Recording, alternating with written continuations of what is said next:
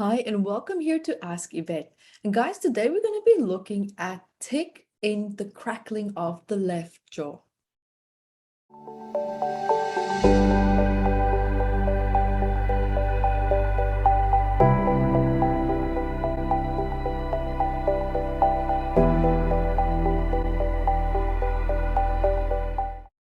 Hi everyone, Evette Rose here. Welcome. I'm so excited for today's topic. I'm really looking forward to this one.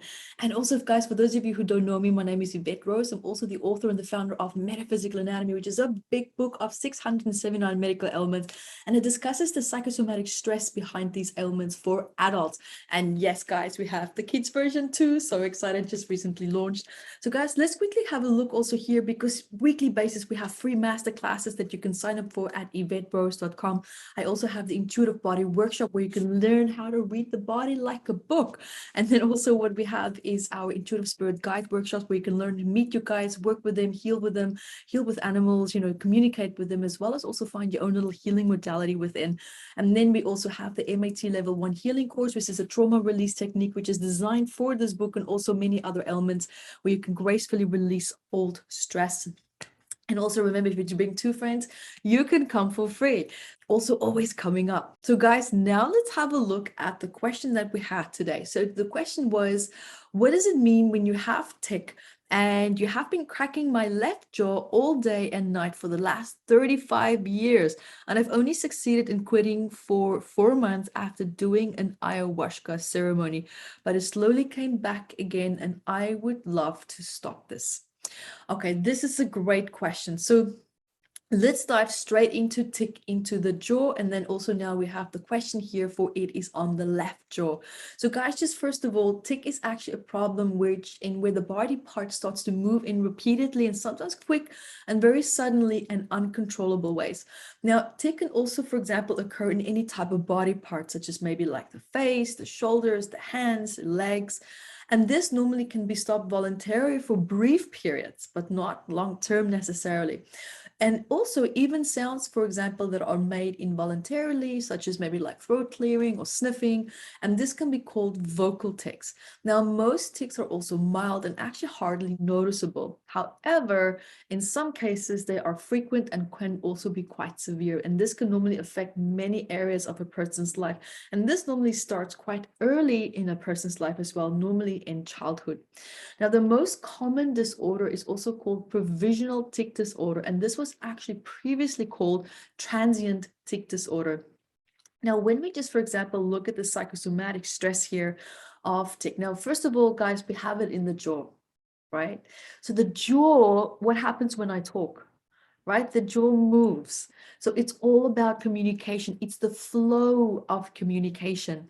Now, what happens normally is when there is a disruption, it can mean that there can be a trauma block in relationship to something that you were saying. So it could be maybe that someone attacked something that you were verbalizing. Maybe someone attacked certain values or beliefs that you express. Maybe it could be that you expressed a certain emotional distress or need, and maybe you were, reprimanded for that, or judged, or criticized, or verbally attacked for that. Whatever the case might be, is that there was a release of something, a desire to say something, and it was disrupted. And whatever that disruption was very upsetting for you, right? There was a sense of distress. So it created a disruption. That is the most important word to remember here. Now, what's also important is the jaw on the left side.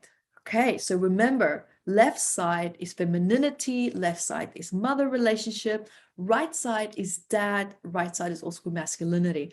So in this case, it's a possibility that it could be that there's something relating to something, in terms of communication, where there's a trauma block in relationship to mom, maybe some communication between the two of you that was very strenuous, very straining. Maybe there's a lot of unexpressed anger, maybe there's a lot of unexpressed injustices or wounds. Or it could also be that you are actually expressing mom's unresolved wounds in relationship to communication. That's also extremely very possible because this disorder is normally picked up on during childhood, right? And during our childhood, we're sponges. We're absorbing what's going on with mom. We're absorbing what's going on with dad. So that's very important to look at, especially the time when this disorder started. What was happening? Was it maybe that there was a female partner? Was it maybe that there was a female friend and there was stress associated with this person that you couldn't communicate? or maybe something that you wish that you did say and you just couldn't because you didn't have the self-worth or you had a fear of confrontation. So it begs the question, what would happen if you just spoke your truth? What would happen if you just went blah and just let it out? Whatever the emotional reaction to that is, whatever stress that comes up in relationship to that, that would probably be something that might be a good idea for you to look at and to address. But also keep in mind, because this condition went away during an ayahuasca ceremony, this would actually tell me very clearly that this is ancestral. So now you want to ask the question, what is it that this ancestor needed to say that he or she could never say? You're going to find a very powerful journey within this.